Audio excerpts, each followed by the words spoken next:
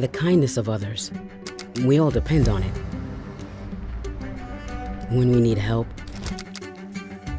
when we need hope, it's the little gestures that mean so much.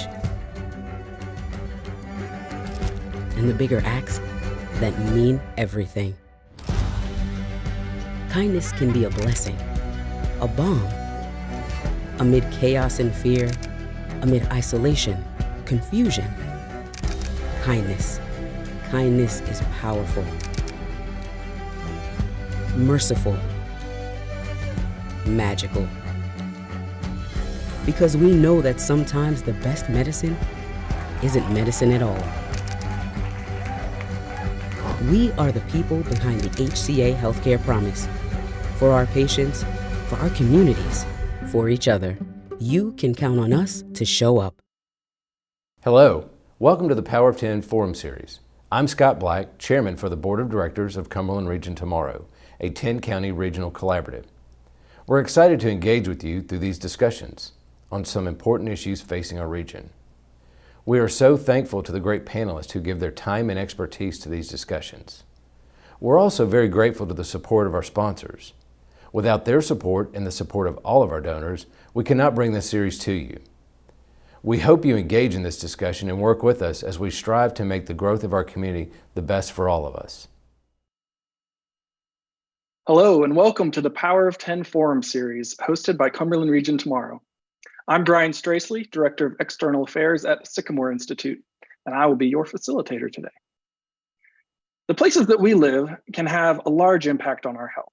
In this forum, we'll explore how communities in our region can foster better health through the ways that we build and shape the world around us. Before we begin, I need to thank our sponsor of this forum, the HCA Foundation. Without their support, we would not be having this discussion today. And also thanks to all of Cumberland Region Tomorrow's supporters. We have a great panel for you. First is Jennifer Horne, founding partner of Urban Campus and Core. And then Anita McCaig, a senior planner at Metro Davidson County's Planning Department. We also have Leslie Meehan, Deputy Commissioner for Population Health at the Tennessee Department of Health. And also Ken Moore, the Mayor of the City of Franklin. I want to go ahead and jump right in and start with you, Leslie. Can you tell us what really is the connection between the built environment and health? The built environment has so much to do with our health outcomes.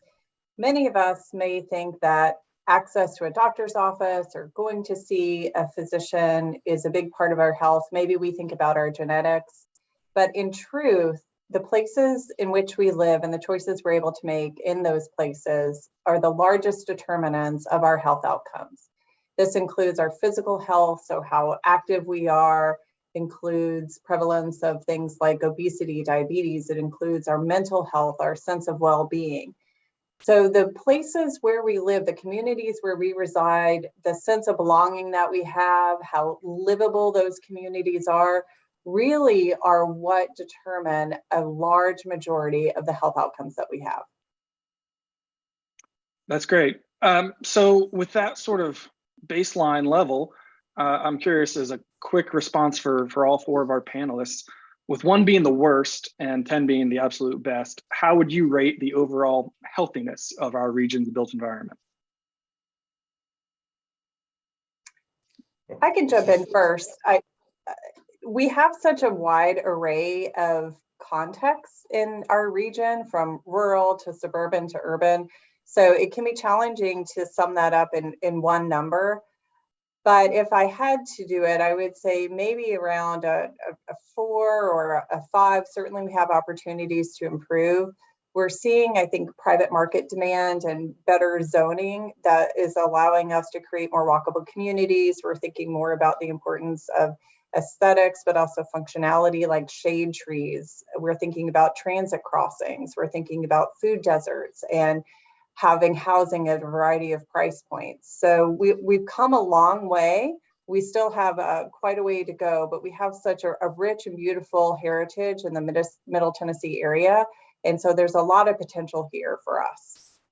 And I'll also share, and I think I share Leslie's opportunistic view that right now I probably say we're close to a 6. I think mostly because we have a lot of opportunity, right? Where other parts of the country are pretty locked into where they are. They're looking for innovative ways to grow. I think we're in a region that's rich with still opportunities to get it right. And so I think we have an amazing chance to kind of shift the way we're headed and get in a positive direction. So I'd probably see a 6 just because we have a lot of opportunity. We know we have some challenges to overcome, but there's some opportunities to get it right. And I'll jump in. I'm at a 5. And I think Leslie and Jennifer summed it up well. Opportunity, but still a lot of challenges. I'll jump in if I can. I'm not going to jump in, though. There we go. As the mayor of a city that was named one of the healthier cities in Tennessee, one of the initial 9 communities, and also the healthiest county in Tennessee, I rate us somewhere between a 4 and a 5. And I do that because I think we've developed our communities too much around vehicles and much less around people. And I think that's kind of the new concept. And certainly that's what we push here is more open space, more walkability. So we aspire to be much higher. So a pretty strong consensus there, 4, 5, 6, I think is as high as we got. A lot of talk about opportunities, and we'll get to that in just a minute. But first, I want to ask, if we're not at a 8, a 9, or a 10, then what are we doing wrong? Jennifer, I'd be curious to hear your perspective from the sort of private developer side. I think Mayor Moore said it well. We built a kind of all of our communities around vehicles and a non-public transportation network. So I think we're looking at opportunities to reconnect and reactivate the way that we're building. So it's not done in silos, but a connective, strategic, thoughtful way for people to move and interact between spaces.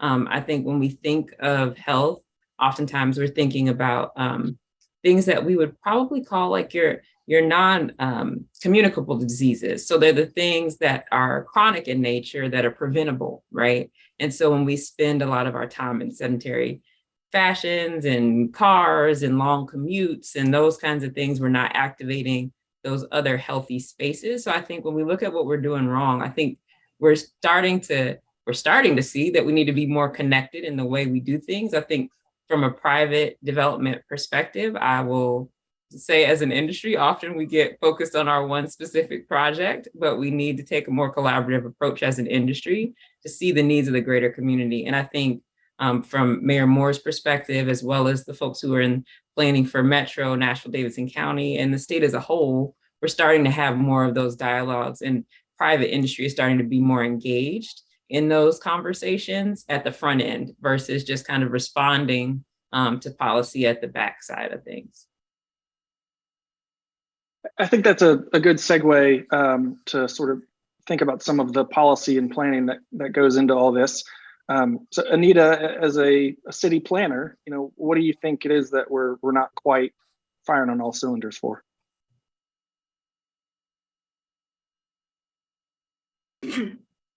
I think it's telling me to unmute myself, but I did, I believe.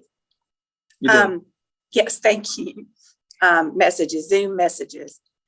I think, it takes all of us to build a healthy community. I mean, Leslie summed it up so well at the beginning. You're focusing on everything, all those factors, not just the built environment, but all the things that go into it: education, environment, the social networks, infrastructure, the environmental stewardship, community engagement.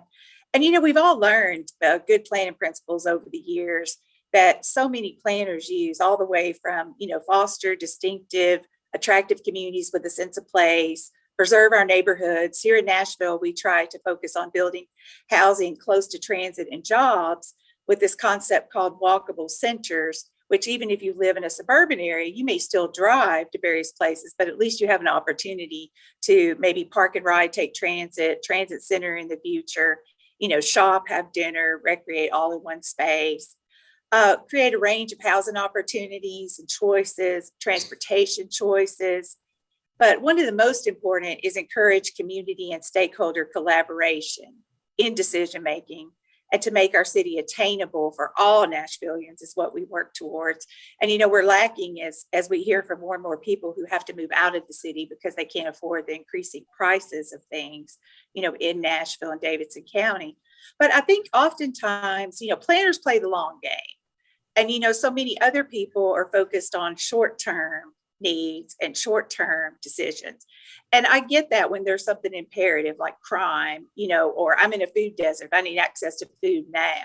I get that there's immediate needs, but with some of the development decisions we make, we need to focus more on the larger picture and not just a small picture. Sometimes the development team will come into us and they've got one piece of a larger pie and we want to think about the whole pie, but they only want to think about their 1 acre or 2 acres and don't try to connect it in and do some of these things. And I think another thing we have to keep in mind is it takes time, right? Not only time to engage with the community and elected officials, time to educate the community on good practices, time to listen, but we're dealing with decades of decisions that were made when we focused on sprawl and focused on separating land uses and things. And so people are very impatient to now turn the ship around and let's focus on other things and sometimes forget how much time it takes. Mayor Moore, you work every day. Sorry, am I unmuted? Okay. You work every day as leader of a community that sort of sits in the middle of that tension, right? You've got this historic downtown core and then a much more sprawling sort of outskirts of the city. So I'd be curious for your thoughts on this as well. Sort of what is it that maybe we're not quite doing as well as we should? Well, if you look back on how our community was developed, it was very compact initially. Everybody would walk, we didn't think about having cars in 1799. But as we've developed and thought we were getting modern, you hit the nail on the head there. Sprawl is a big enemy of our health. And when I look at the issue, I look at what the result of bad community design is, and that is we can't find good food. We lack exercise opportunities. We're obese. And all those things continue to affect our mental health also.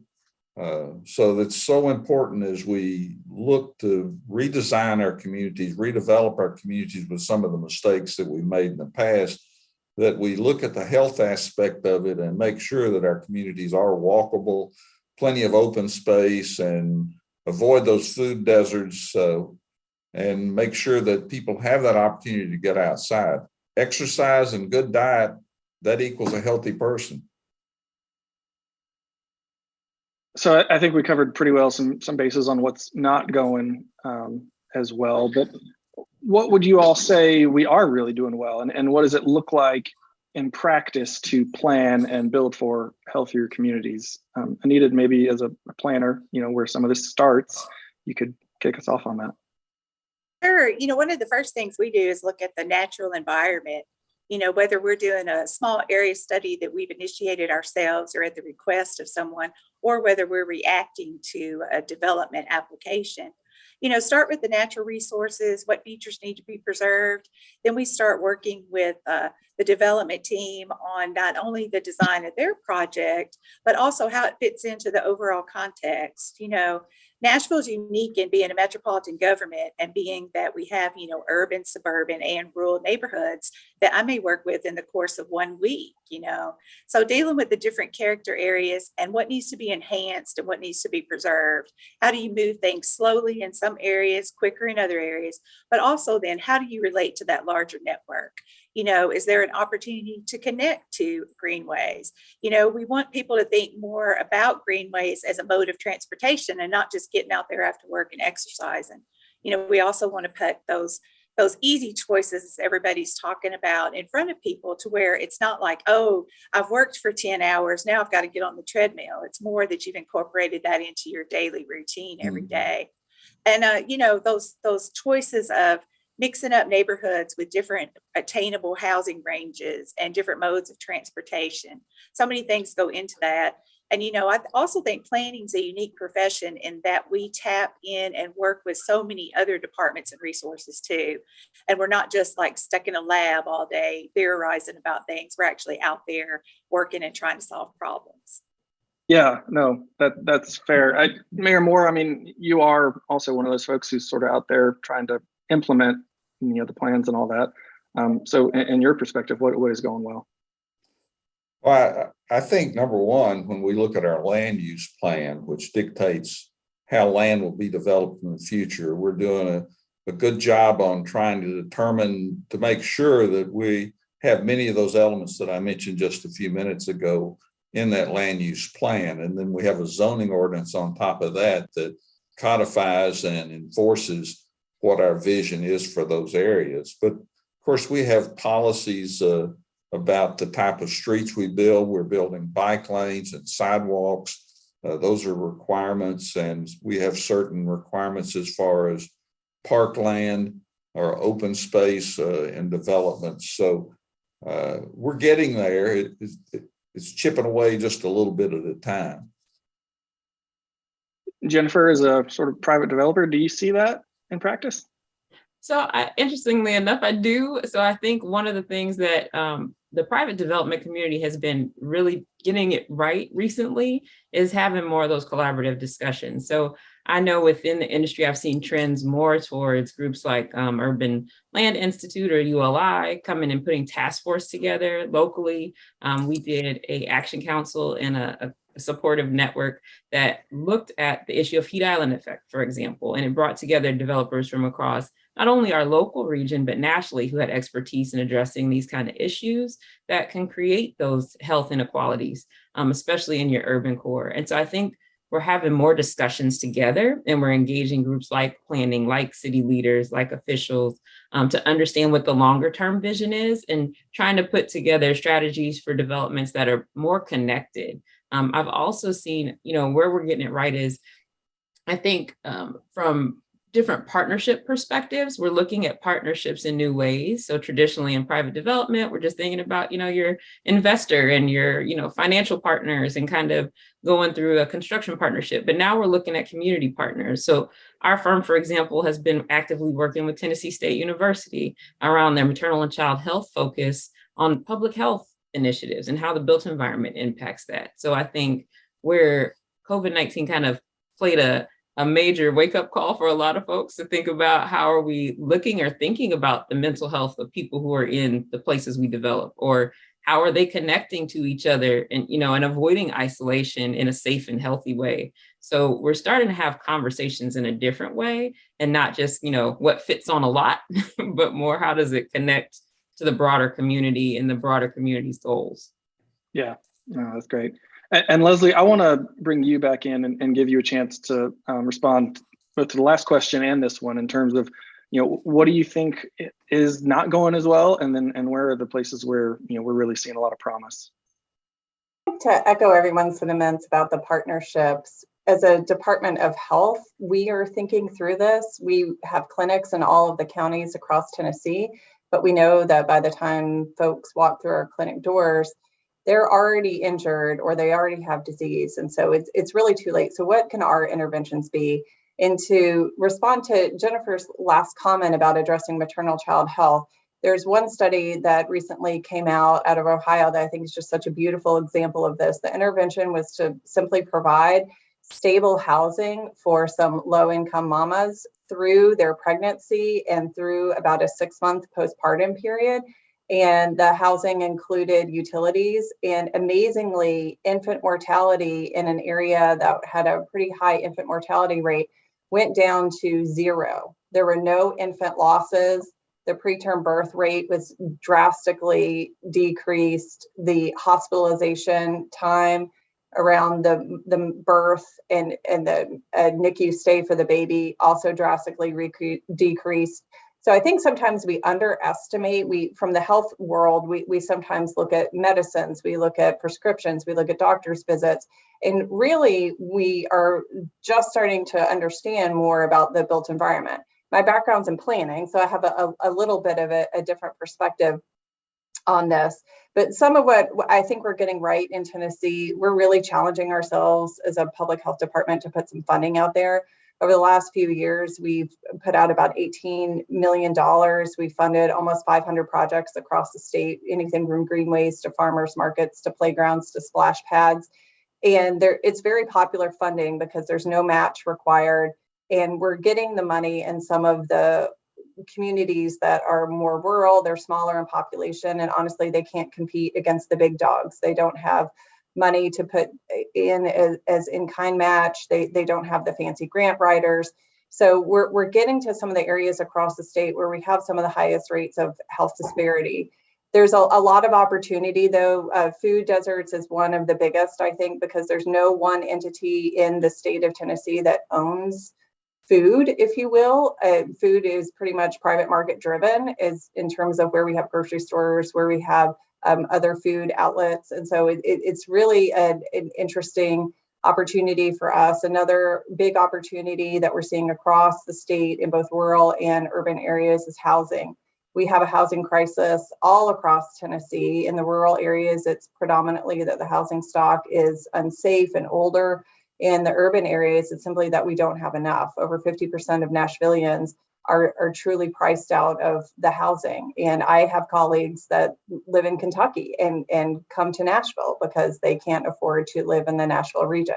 So food and housing, I think, are two of the big opportunity areas for the Middle Tennessee region. So those are two things that I think historically communities just sort of naturally provided for themselves, right? I mean, you wouldn't have a community in a place if you didn't have a place for folks to live. They didn't have food to eat. So I'm curious, Leslie, kind of where do you think, how did we get into a situation where we are having to sort of plan and put a whole lot of effort into providing those sort of, low hierarchy of needs aspects of our lives instead of them sort of emerging naturally? One of the most interesting efforts I've ever been a part of, and this took place probably about a decade ago, was a food market study for Tennessee. And we brought in the Food Trust, and we proposed actually a fresh food financing fund. And at the time, it was a $10 million ask. And it was, I think, a topic before its time 10 years ago. We really didn't understand as much about the impact of food deserts across the state. But what we know is that there's a lot that's changed. Anita will tell you that we didn't have the right zoning in place. Years ago, we had parking requirements that if you did an urban grocery store, you had to provide parking for 500 cars. Well, you can't do that in downtown Nashville. But we've changed our perspectives now. We also have to look at it from the side of the business owner because they need a profitable business model. And in a rural area, we haven't had a new rural grocery store open in the state of Tennessee in more than 15 years. And a lot of that is you have to have a large enough customer base to be able to support the store. You have to be able to replenish those fresh fruits and vegetables. So we have different challenges and different land use contexts across the state, but there are solutions. I think one of the best solutions we see here right now is having the private sector and the public sector here together. The public sector simply isn't resourced enough to build everything that we need to have successful, livable communities. We cannot afford all of the sidewalks and the greenways and the nice schools and the grocery stores, and we just don't have enough money. And so we have to think more creatively about these public-private partnerships that end up being a win-win for everyone. It's just a matter of how do we look at the bottom line differently to realize that it's a good investment when both sides come together. Yeah, I'm glad that you raised that point that the challenges may feel the same like individually in rural or urban areas, but the actual causes sort of at the more systemic level could be quite different. So we've talked a little bit about what it might look like to do better in practice, but what are the barriers to doing that? What are the challenges that we need to overcome to allow ourselves to do more of like getting grocery stores into both rural areas and food deserts and urban areas and things like that.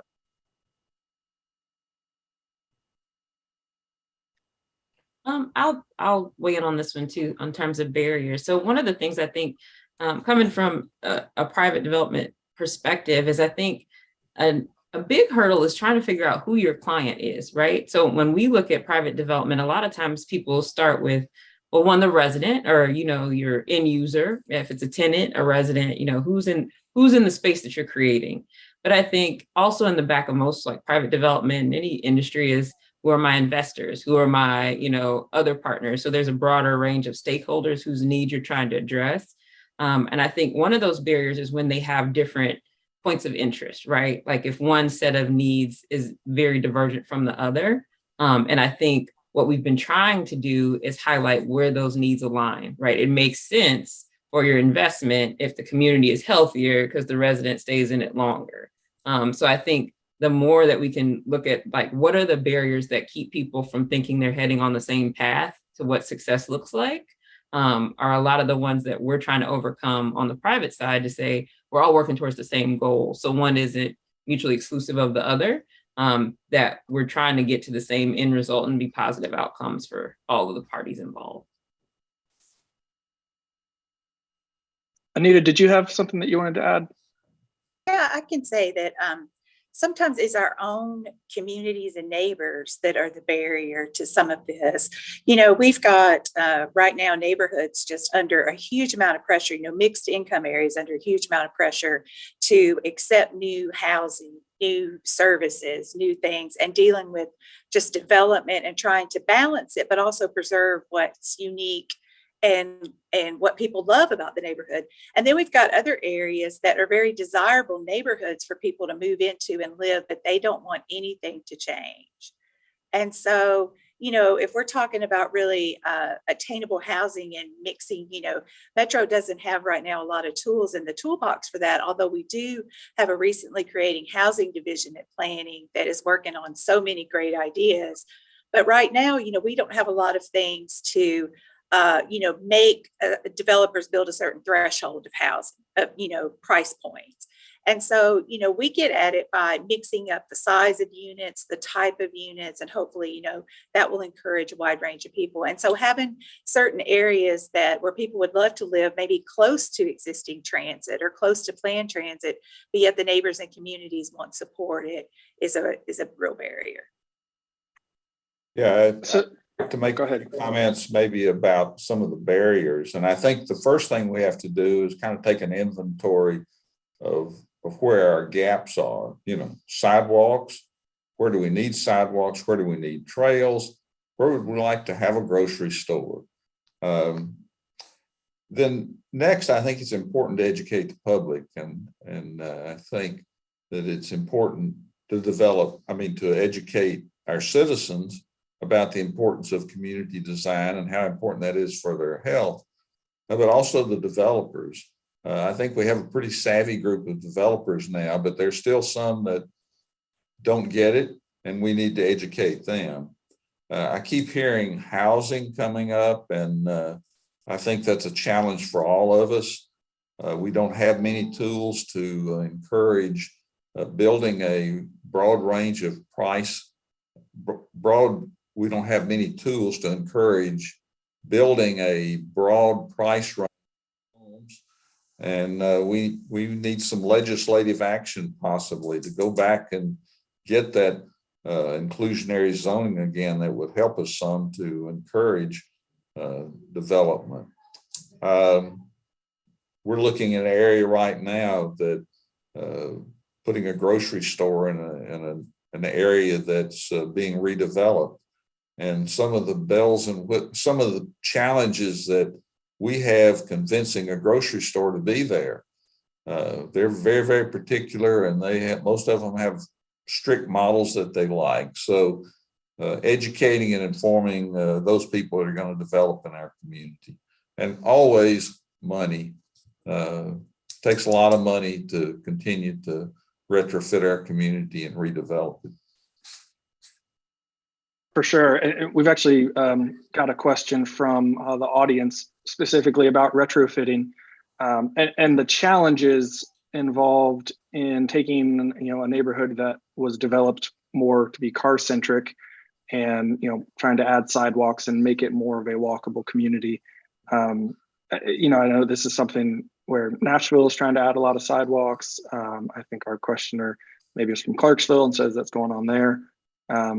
Anybody want to take a stab at, what are the ways to make that most effective? Let me weigh in quickly here if I could, and particularly about older neighborhoods, which we have many that don't have sidewalks. It's not as simple as just bringing a piece of equipment in and pouring a sidewalk. Most of those older communities have been developed around stormwater drainage and ditches, and also limited right of way. So it is a big challenge for older developed neighborhoods to put those sidewalks in. We've done some, we need to do more. Ken said what some of the points that I was going to say, that it is tough that you end up getting into those other infrastructure is lacking, and trying to tackle it all at once. And so it is really expensive. Our message is to always do it right from the start. But of course, we weren't planning back in the 1800s and 1900s like we are today. And we just hope that in a few years from now, we're not the ones that everybody's criticizing about bad ideas. So. Yeah, no, I hear that. Y'all talked a bit about incentives and, both terms of like getting grocery stores to want to come in and, sorry, my son has joined us. You can go put that in the refrigerator, buddy. I'm curious though, sometimes I'm at work. Yeah, you can. I'm so sorry, folks. So incentives, right? What kind of incentives are there? What kind of programs do we have to sort of try to get the development that we want? And what ones do you, Anita, you said that some tools are lacking. What kind of other tools do you think that would be good for us to have as a region? I think, it's always down to a lack of tools and funding, as the mayor mentioned. While this year, our budget in Nashville has increased to fund a lot of great ideas, when you have to retrofit so much and you've got 35 council districts, you can imagine everybody competing for priorities. So in community meetings, we're often asked the question, well, why didn't y'all just build it right to begin with? Why didn't you build the road wide enough to accommodate all the future traffic? Why didn't you put in schools? And we get back to the good point that someone mentioned earlier about how that you've got to go in concert with private develop paying for some, while the public sector pays for others, and gaps and things. So, we rely on the private sector to do a lot of infrastructure work, and we try to fill in those gaps and things with it happening.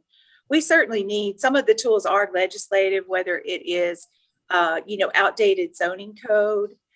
There's still parts, you always see planners recommended to the Planning Commission and Council certain text amendments to the zoning code that we work closely on, because the zoning code is huge. And you can imagine that, somebody will have a great idea, but because it affects everyone all over the city, somebody in another area will think that that idea is detrimental to their neighborhood. So we're doing a lot of patches on things and trying to somewhat retrofit the code to allow us to build things, as Leslie mentioned earlier, not requiring so much parking in urban areas, planning for future transit and things like that. But I hear from transit people all the time, a dedicated source of funding. You really have to prove to the suburban communities that rely heavily on their cars why spending so much money on transit helps benefit them. And really how you also plan for the region as a whole. We get asked that question a lot. Well, transit's never going to work if you don't plan for the whole region. And so that's why, we work closely with the people who do, like CRT and like the Metropolitan Planning Organization.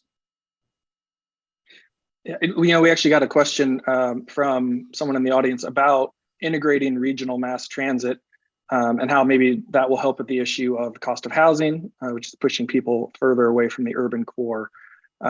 Do y'all think that that's a good approach? The way to think about it is, well, this is happening, or is there some tension maybe between that and focusing on infill housing? I'm curious what your thoughts are on that.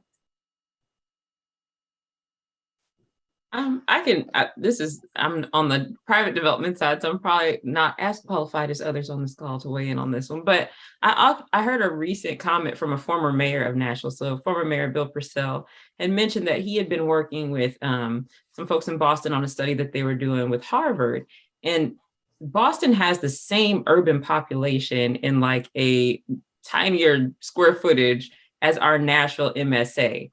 And so when you look at it, it's amazing to think about like the number of people who are sitting in Boston compared to Nashville, and we have equal populations, but how spread out Nashville is. And so he talked about kind of our ring approach, right? Well, we have our urban ring, and then you kind of go out into our different suburban communities. I live in Mount Juliet, so we're pretty far out from that urban center, but still considered tangent or adjacent to that Nashville MSA. So when you think about kind of a regional kind of transit solution, I think it kind of helps with both. It starts to connect those rings, right, that come out from that urban core. But I think it's also important to remember that we need to focus on filling in those inner rings, right? Because there's tremendous opportunity that I think is underutilized because there's not a strong connection. So I think it's actually a question that might solve two problems, right? We stop the sprawl a little bit because we start to connect it back to the core, and then we fill in those rings in between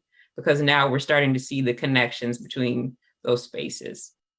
Jennifer, that ties in perfectly with what we call our walkable centers concept, where you are doing that and trying to add jobs, housing, and transit within those centers along a corridor. And I think that it makes a great point of how none of this happens in a vacuum, and every sort of lever you pull here also has an effect somewhere else. And so it is a very complex system that we're trying to get leverage points on, I guess. And I know, Leslie, you don't speak for the state as a whole, but since you do sit in state government, I'm going to ask you, what is the state government's role in helping achieve some regional coordination, or if the region or different cities or counties in the area have particular goals? What role does the state play there? There's two things that we've been doing as a state enterprise that I think are really helping us. One is about 6 years ago, we created something called the Tennessee Livability Collaborative. And it's one of the only models of its kind in the country. The idea is that we have 20 different agencies, departments, and commissions that meet regularly around livability goals for the state. And we use that term very loosely on purpose because it's a term that connotes a quality of life and prosperity, but doesn't necessarily have a lot of connotation, political or otherwise, associated with it. And what we found over the last 6 years is that we've learned a lot about one another's missions and visions. We can partner together around data. We can partner together around planning. And I think that funding is one of the things that everyone always talks about, right? We need more funding, we need more funding.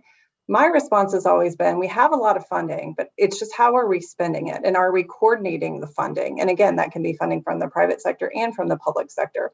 But if we're not making decisions that end up making something worse in another area, then sometimes we don't need as much funding because we're not trying to undo something that's already been done. So that's one of the biggest things that we're doing at the state level. And we found that it's been really helpful. A lot of agencies are actually now hiring positions with the sole purpose of making sure that they coordinate with other sectors. And then as a state enterprise, one of the other opportunities that we have is that sometimes we don't get in touch with the locals as much as we should. We sit here mostly in Nashville, and we're not out there, so to speak. So one of the pilots that we started that we've replicated multiple times is to go to communities where we're bringing a dozen or more state agencies and to hear their local vision, and then to help them understand, here are the resources that we have available for you. These are the ones that you're taking advantage of. These are the ones that you could be taking advantage of that you may not even know about. So increasing that two-way communication is really helpful.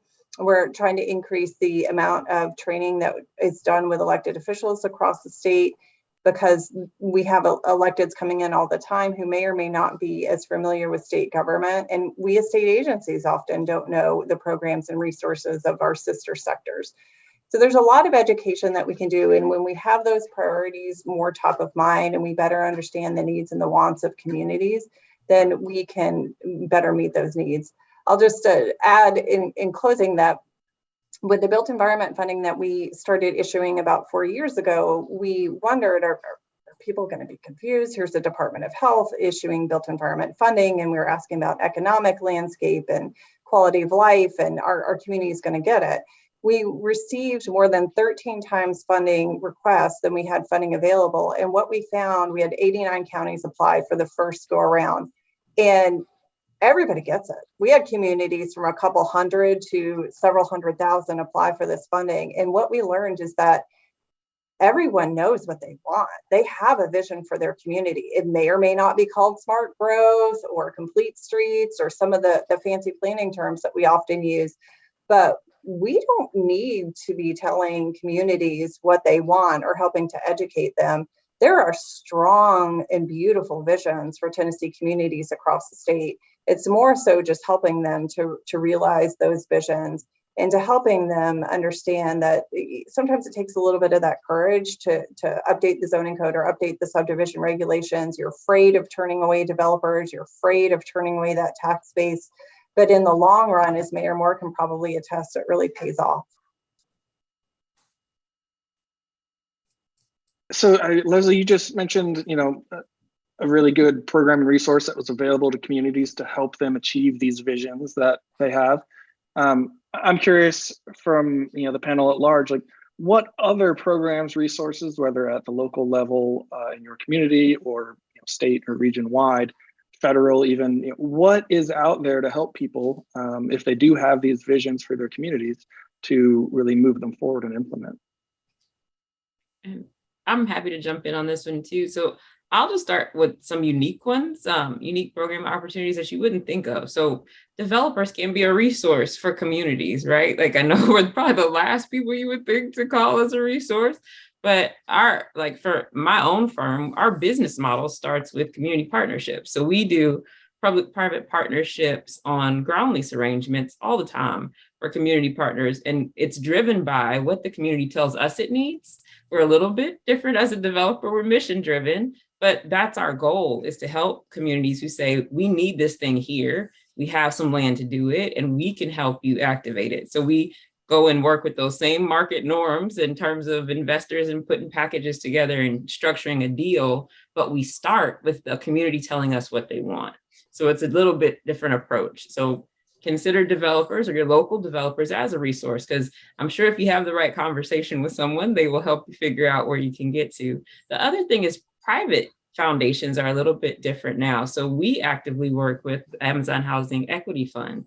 Since we're in the Nashville area and a lot of our projects are in the Nashville area, we work with different kinds of partners to do programs like that. And what's really been strong is a focus on environmental, social, and governance programs. So private investment firms, investment funds, REITs are very focused on ways that we can develop in a smarter, more environmentally friendly way that impacts positively our social infrastructure. So those funds are in essence being raised at a very fast pace, and to the extent that people are looking for opportunities to invest that capital. So I think if you have kind of that community-driven project that we can help structure and engage the right partners, there's some non-kind of federal state funding that can help support that vision for a community.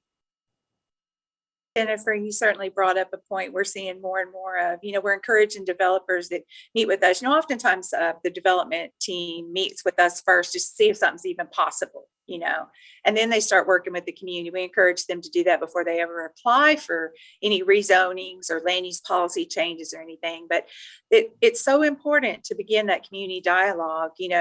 I think across Nashville, most neighborhoods, to Leslie's point, would say, we have enough plans. We know what we want. We know what our vision is. We want to see some implementation.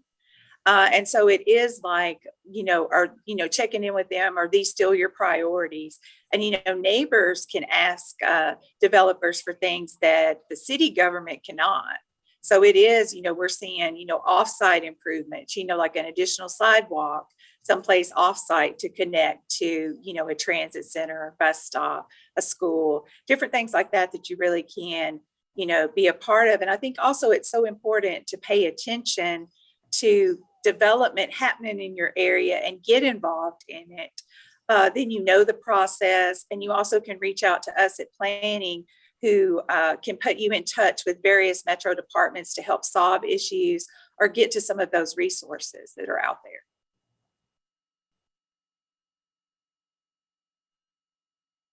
So we've talked a lot about really changing the neighborhoods and communities that we have. But I think we also need to acknowledge that there are a lot of our friends and neighbors who, for various reasons, maybe not want that change. How do you communicate your vision, to somebody who is, really happy with the sort of sprawl, suburban kind of neighborhood without sidewalks, and they drive everywhere, and that's what they've always known, and they like it, and they're perfectly happy with it? Tell them what the facts are.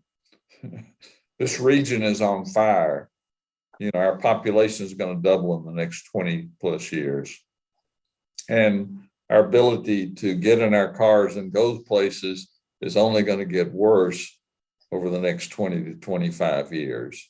So we have to be making those, number one, educating the public, and number two, we have to be making those plans now for what our communities are going to look like 20 to 25 years. And it's the policies we're making now that are going to help shape that.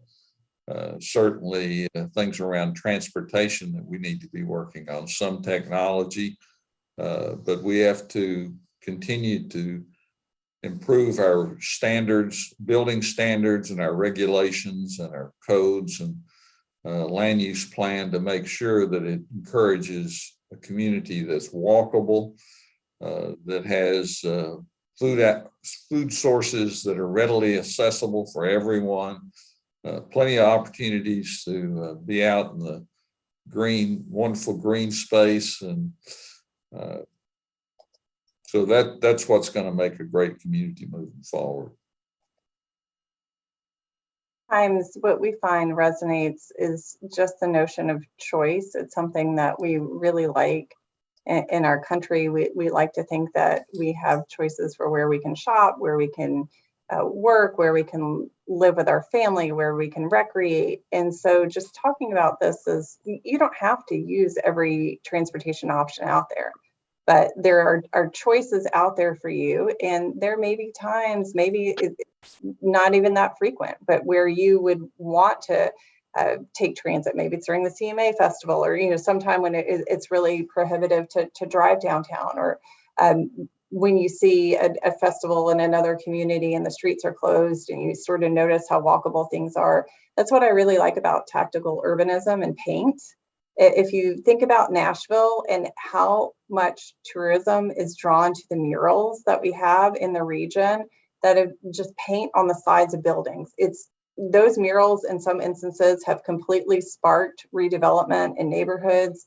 They've given a sense of place to a lot of communities. They've drawn a lot of tourists to neighborhoods that maybe wouldn't have been on the map before. And we've seen the same thing in some rural areas across Tennessee that have done art and placemaking with just really interesting art on the sidewalks and in intersections, things like that. And so whenever we talk about how do you translate that vision, sometimes I think it can be very low cost, it can be temporary, and sometimes all we need to do is just provide an example that people can experience in life, and then it becomes less threatening. That change becomes less of a threat and becomes something more to embrace and enjoy. That makes me remember that it wasn't that long ago, it was the early 2000s. In Nashville, if we, went out to a community meeting and talked about mixed use development, we didn't have any good examples in the city that people could go drive and check out. And, then the concept hit and people embraced it. So, so openly that now you look and you see how many mixed use developments are around the city because of that. And so, I think a lot of it is meeting people where they are. There are those places that, as the mayor says, you do need to just, the facts are you are going to change, and you need to do X, Y, and Z. But then there are other areas, that have minimal change, such as some of our rural areas. But, they also, we work with them to help them understand what those trade-offs are, that there may not be, bus stops conveniently located everywhere. You may have the rural center, in suburban neighborhoods, you may have to walk further to the bus, some different things like that. So I think there are trade-offs based on, if you've chosen to live in an area. Now, it's a whole nother conversation about people who don't choose to live somewhere, but are priced, or forced to with those things. If I can add a personal note, I first want to thank one of the folks in the audience who said that my son showing up on screen helped to remind us who we're actually trying to do all of this for.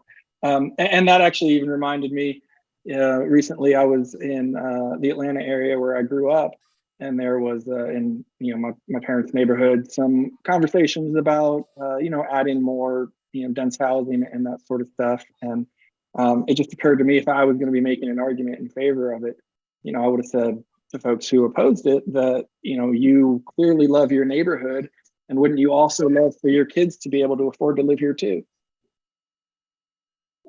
Speaking of kids, he's maybe coming back. Let's talk a little bit about, I think Jennifer earlier mentioned tree canopy and all that. I know here in Nashville, there is a study going on about sort of the heat island effect and where that takes place. Personally, I am involved. I'm a volunteer with Root Nashville to plant 500,000 trees in Davidson County by 2050. And oh my goodness. Okay, just give me a minute, all right? So if Anita, you live here, or Mayor Moore, I'm curious what's going on in Franklin in terms of tree canopy and why folks are valuing that and why that's an important part of a healthy built environment. We've got a ways to go to get street trees, along our main corridors. We've always got great ideas. It's interesting to me because last year I worked on a section of Murfreesboro Pike near Bell Road in Antioch, very suburban. Folks there really want wide sidewalk street trees. I'm also working on the 2nd Avenue rebuild project downtown on historic 2nd Avenue where the explosion happened. Their priorities, sidewalks and street trees. So, I think folks are starting to understand the importance of them. And also, one of the challenges that we work really hard to overcome then is, right tree, right place, and then the maintenance of it, because the last thing you want to do is, plant a tree that just dies. And so in looking at the 2nd Avenue rebuild, one of the things that we're actually studying is it better to relocate the trees and, do the wells better, do the tree wells better, do it right the first time with that stuff. But yes, so trees, there's a tree advisory committee, but we also love partnering with groups like Cumberland River Compact, Root Nashville, that can help plant trees throughout neighborhoods.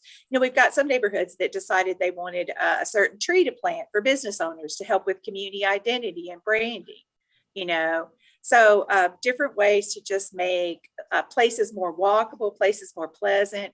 All you've got to do, I think, if you're not a believer in trees is, get in a parking lot that's covered in asphalt and then stand under a tree if there's one available, and you'll see the big difference there.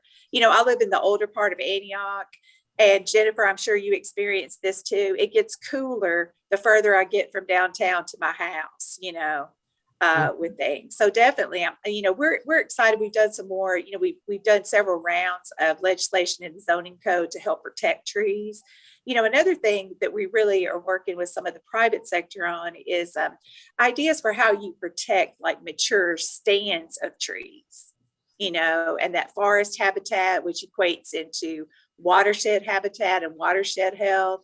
Because once again, a lot of things that people, something that people don't think about is how much stormwater runoff one tree can absorb and hold, and how they really do hold our hillsides and things together. And I will say, as part of the development community, we have really been trying to get involved in those conversations earlier in the process, because it allows us to look at strategies working with partners to make sure we can preserve some of those tree clusters or enhance that canopy. And we look at it as more of a long-term impact on the community. And half the time it just makes sense, because when you are looking at your long-term sustainability of a project or making that project marketable, if we're just talking about economic returns down the road, it's a proven fact people like mature landscaping and trees, but they also want the new house, right? So where you can smartly look at ways to preserve or maximize that canopy, it just makes sense. And then I'm sure Leslie could speak to the fact that preserving that canopy then helps reduce some of those health inequalities, right? Like we have higher instances of asthma in the urban core because of the heat and the, environmental considerations on air quality. So a lot of times I think what we're getting back to is just the things that make sense, right? It was the thing your grandparents told you, just do it right the first time. If we just got it right the first time, or we did it in a smarter way at the beginning, we would avoid some of the things that we're trying to then go back in and retrofit and fix, if we just all are working towards the same goals.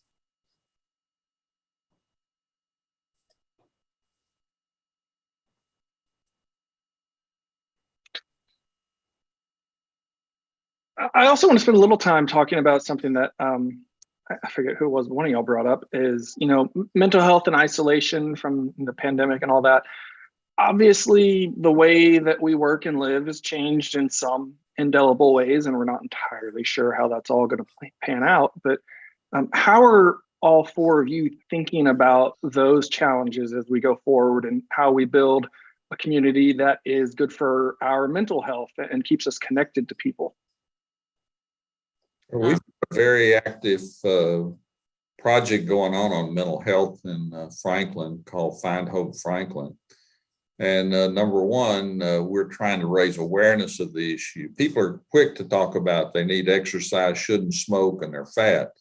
But we've found that people are not quick to talk about mental health or substance use disorder. So we've been working to raise awareness and discussion of that in our community.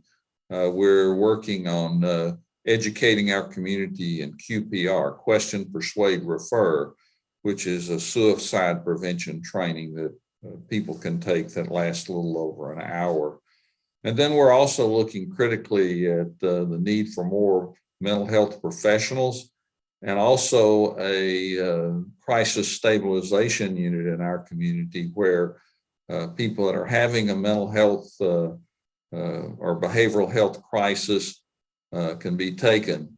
Right now, generally speaking, there are two choices where you go with a behavioral health crisis. If you've broken the law, you go to jail. If you haven't broken the law, you go to the emergency room. And in the emergency room, these folks stay for days sometimes to try to access the appropriate mental health care that they need. So those are some of the things that we're doing in our community. Certainly community design, where there's plenty of open space, opportunity to get outside and walk, exercise, bike. Those things are important to our mental health also, for sure. I think creating the quality places we're talking about, healthy places, just as the mayor just said, that encompasses mental well-being too. I'm part of a group led by the health department in Nashville, the Healthy Nashville Leadership Council, and awareness of mental health is one of the big things that they do in getting word out about that to help with the stigma and connecting people to resources and stuff, because that is important. Especially, and once again, I think Jennifer said it earlier, the wake-up call the pandemic gave us about that and things. But I think when you get the other pieces right, someone's physical health and mental well-being and overall personal well-being is so connected to your sense of place and your community. And one of the things that I'll talk about as well that the development community is looking at is we work with Urban Land Institute on a concept called third places. So it's those spaces where, you know, natural kind of interactions and exchanges occur, and making sure that we're intentional about how we put those in developments. So again, I see sometimes why developers get a bad rap, because we're usually trying to put as many, you know, revenue generating sites or spaces within a development to make the projects make sense. But what also makes a project make sense is it has to be a place people want to be. So we try to create more of those opportunities for you to gather with neighbors. And, you know, if it's an apartment development, is there a centralized, you know, corridor, or do you feel like you enter in terms of a neighbor core in that development, instead of just one giant massive apartment structure where everybody comes through one or two doors? So it's kind of thinking through, you know, those places where people can connect, or somebody can just look at the neighbor and say, hey, you're looking a little down today, are you all right? You know, like, because it's easy for us when we're isolated to kind of distance ourselves from others. But when we create those non-intentional interactions, it gives you that people connection. So I think we all have to, just especially as we're looking at developments and things, look at places where we can create, you know, corridors or gathering spots, or places where someone might sit down on the way to their home, or things where people can naturally begin to look out for each other. An interesting way of talking about this concept is if you ask someone where they like to go on vacation, or maybe where they go on the weekend, or if they have a favorite town in Tennessee where they like to visit. And everyone does, everyone has someplace. And if you get more and more into the nuance, a lot of it comes back to the features of that place. Maybe they're really drawn to the natural environment and it's a place that has a lot of open space. Maybe they really like to shop and it's an area that has a lot of shops where they can walk from one to another. Maybe it's a city that's known for its dining options, and there are a lot of different kinds of land uses and things like that, and different types of restaurants. And so thinking about how we feel is sometimes, or what brings us joy sometimes, is a nice entree into thinking about mental health. But the pandemic definitely made mental health across the board, I think, a priority for us as a nation. There's not one of us that didn't feel some type of strain from the pandemic, and realizing that we need to be thinking a lot more about the things that bring us joy and the things that make us feel like we have a sense of belonging, and sort of that purpose, that quality of life, and are we living to our highest and best potential? So the mental health conversation, to me, it's just like many of the other conversations that we're having, that it's no longer over here, but it's really a core tenet of what we're talking about when we're talking about communities. Yeah, that's actually a really a fantastic point, I think. And if I could maybe put a bow on it, it's almost as if our communities have to sort of figure out what is our core identity and the value that we provide to our residents. What is it that draws people here, or what is it we want to be that will draw people here in the future? And then just sort of invest in that, you know, become the most you that you can be as a community. We have another question that came in on the through the chat from the audience, which I think is, as we start to wind down here, a good one to maybe go out on is, what is one equitable and realistic policy change that each of you would advocate for that could make a real change for the long haul?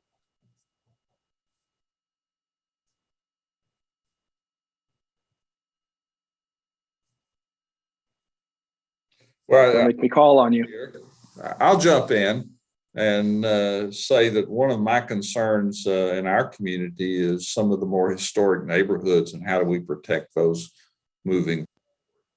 It's kind of a tension between property owner rights and also protecting a community through some of our policies as a government. And we've run into this in one of our neighborhoods, the historically Black neighborhood with a long, long history. And we thought it would be a great idea for them to have a historic overlay.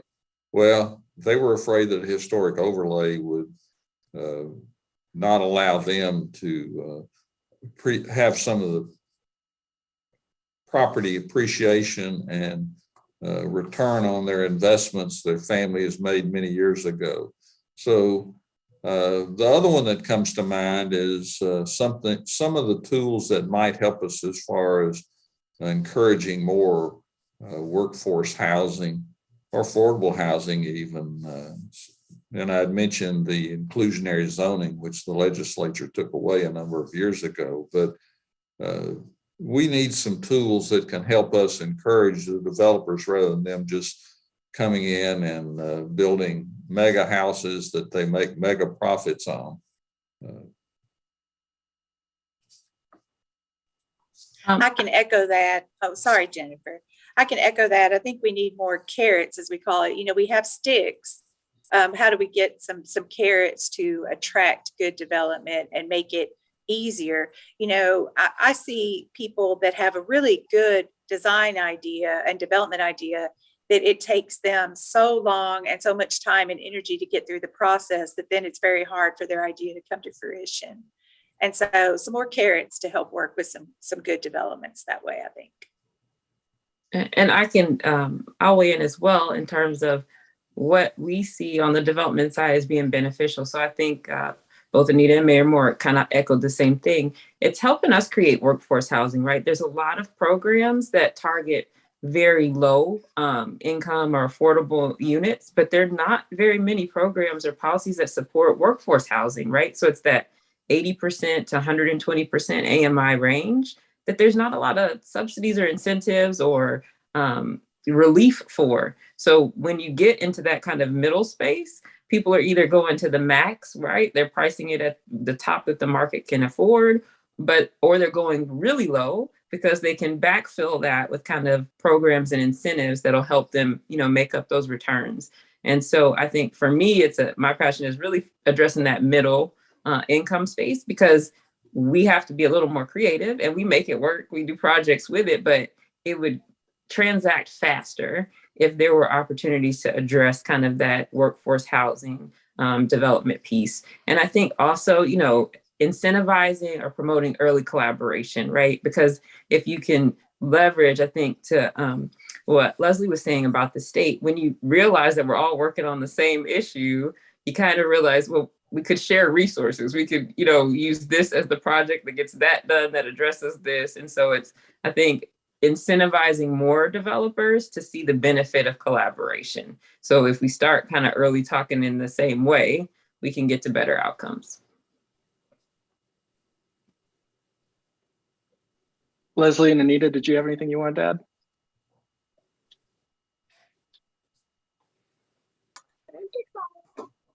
I just often go back to funding, and again, that thinking creatively about funding and thinking creatively about how we're measuring progress. A lot of times we really want that return on investment. We think that demonstrating how we've made money is the only way that we can measure progress, but there are different ways that we can measure, especially when we're looking at long-term investments that may have long-term payoffs. We can look at short-term process metrics, and those are sometimes more qualitative metrics versus quantitative metrics. And it can be hard to measure some of these things like community cohesion, but it can be done. There's a lot out there in the world of evaluation and metrics and analysis that are helping us come up with different ways. And as you probably often hear, there seems to be a sweet spot between coming up with your analytics and the stories. You really need both pieces of those. The data doesn't tell the story by itself. You really need to have the community feedback, the real life stories that have talked about how a change has impacted someone's life or a family's life or a neighborhood's life. And so not be afraid of that and not to discount that qualitative data, because it's just as valuable as the numbers on the spreadsheet. That's a wonderful point. And I'm sorry, I called on Anita after she'd already spoken, but Mayor Moore, do you have anything? No, I just appreciate Jennifer drinking the same Kool-Aid I've been drinking. So maybe we need to share Kool-Aid one day face to face. Nope, that sounds good. I like Kool-Aid and lemonade, especially here in Tennessee. Thinking the same thing, Mayor. I want to work with Jennifer on projects. And I think face-to-face interaction is, really sort of brings it back to that connection that we all want to have with both the place that we live and the people who live in it with us. And so that maybe is a great place to end, and we'll give folks a couple minutes of their day back. So thank you to all of our panelists and my son for sharing their expertise and insights here with us today. Thank you to everybody in the audience for participating and sending us your questions. Just a programming note, Cumberland Region Tomorrow is going to host another forum kind of like this one on September 15th, which will focus on conservation subdivisions and agri-hoods. So please register for that, and also save the date and mark your calendars for October 18th for Cumberland Region Tomorrow's Power of 10 Summit. Once again, thank you to everyone for being here with us. Hope you've enjoyed it. Thank you. Thank you for attending the Power of 10. We hope you enjoyed today's discussion. Have a great day.